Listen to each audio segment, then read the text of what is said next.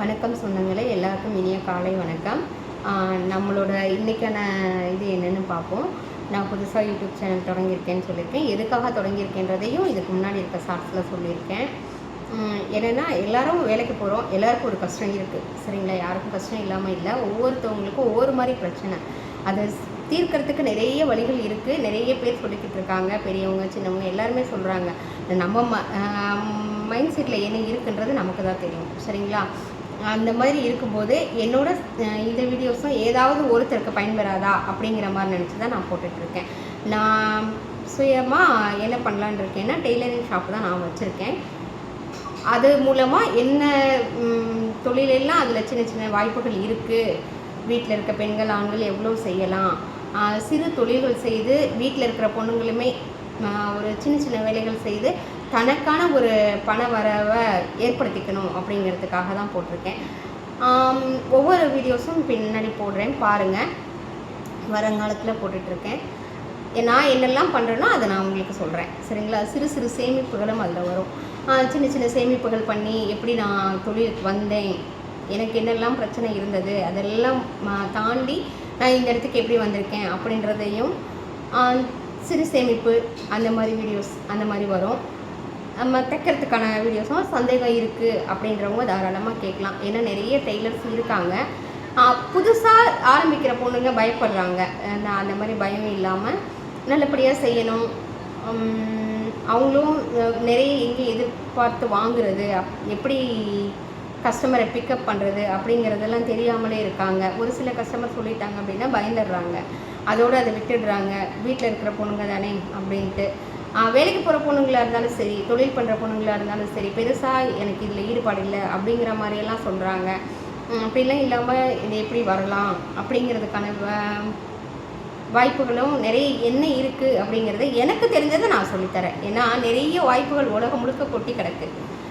நிறைய பேர் பாடுபட்டுருக்காங்க. எல்லோரும் நல்லா இருக்கணும் அப்படிங்கிறதுக்காக தான் நிறைய பேர் பாடுபடுறாங்க. ஆனால் அது எவ்வளோ போயிருக்கு அப்படிங்கிறத நம்மளால சொல்ல முடியாது. அதனால் ஏதோ ஒரு மூலையில் யாராவது ஒருத்தர் வரணும், எல்லாரும் வரணும், அது என்னோட பெரிய ஆசை. யாராவது ஒருத்தர் வந்தால் கூட எனக்கு ரொம்ப பெரிய சந்தோஷம். உண்மையிலேயே நான் அதுக்காக தான் இந்த யூடியூப் சேனலை தொடங்கியிருக்கேன். என்னோடய பர்சனல் விஷயத்துக்காகவும் ஒரு காரணம், மெயின் காரணம் ஒன்று இருக்குது. அதையும் வருங்காலங்களில் நான் சொல்கிறேன் கண்டிப்பாக. எல்லோரும் நல்லா இருக்கணும். ஏன்னா எல்லாருக்கும் இன்றைக்கி பெரிய விஷயம் என்ன தெரியுமா? ஃபினான்ஷியல் தான். ஒரு ஃபினான்ஷியல் சப்போர்ட் ஒருத்தருக்கு இருந்தால் அவங்க தன்னம்பிக்கையோடு இருப்பாங்க அப்படின்னு நான் நம்புகிறேன். அது ஒன்று இல்லாததுனால தான் எல்லாருமே ஒரு மாதிரி கொஞ்சம் தோய்வடைகிறாங்களோ. இது நம்ம எப்படி செய்வோம், எப்படி பண்ணுவோம், இவ்வளோ கடன் நமக்கு இருக்கே, எப்படி கட்டுறது அப்படின்ட்டு. அப்புறம் நிறைய பெண்கள்கிட்ட நான் பேசும்போது சொல்லுவாங்க, எங்ககிட்ட என்ன இருக்குது, நாங்களே குழு கட்டாமல் உட்காந்துருக்கோம், நீ பாட்டுக்கு சொல்லிகிட்ருக்க அப்படின்ட்டு. ஏன்னா நான் சொல்லுவேன், வரும்போது போகும்போதெல்லாம் பார்ப்பேன், சொல்லுவேன். ஆனால் அவங்கெல்லாம் சொல்லுவாங்க, அம்மா நீங்கள் நல்லா இருக்கீங்க அதனால் சொல்கிறீங்க, நீங்களும் நாங்களும் ஒன்றும் இல்லை, நாளைக்கு காலையில் குழுக்காரங்க வந்து நிற்பாங்க, அவங்களுக்கு நீங்களா பணம் கட்டுவீங்க அப்படின்ட்டு. அப்போது எனக்கு சிரிப்பு தான் வரும். என்னென்னா, அதை குழு கட்டணும் தான், அதுக்காக மற்றவங்க கட்ட முடியுமோ என்ன? அதெல்லாம் யாருக்கும் கட்ட முடியாது. இன்றைக்கி அந்தளவுக்கு யாரும் வரலன்னு நினைக்கிறேன். அல்லது வந்துருந்த தாராளமாக உதவி பண்ணுங்கள், அது எனக்கு எந்த பிரச்சனையும் இல்லை. என்னென்னா, அந்த மாதிரி கஷ்டப்படுறவங்களும் கூட குழு கட்டணும், ஃபைனான்ஸ் கட்டணும், பிள்ளைங்களை ஸ்கூலுக்கு அனுப்பணும். இந்த மாதம் ஸ்கூல் வரப்போகுது, மே மாதம் வரப்போகுது. இன்றைக்கி லீவ் விட்டுட்டாங்க, ஏப்ரல் லீவ் விட்டுருக்காங்க. சில பிள்ளைகளுக்கு இன்னும் விடலை. ஆனாலும் ஜூன் மாதம் ஸ்கூல் ஃபீஸ் கட்டணுமேனு இப்போவே புலம்புற பேரண்ட்ஸ் இருக்காங்க. அதில் நானும் ஒருத்தி, சரிங்களா? ஆனால் நம்ம புலம்பலை, ஒரு தன்னம்பிக்கையோடு தான் இருக்கேன். அதுக்கான இது நான் போன வருஷமே கொஞ்சம் செஞ்சு வச்சுருக்கேன். இதனால் இந்த வருஷம் அதுக்கான ஒரு இது இருக்காதுன்னு நினைக்கிறேன், சரிங்களா? ஆனால் எல்லாத்துக்கும் மேலே விதின்னு ஒன்று இருக்குது.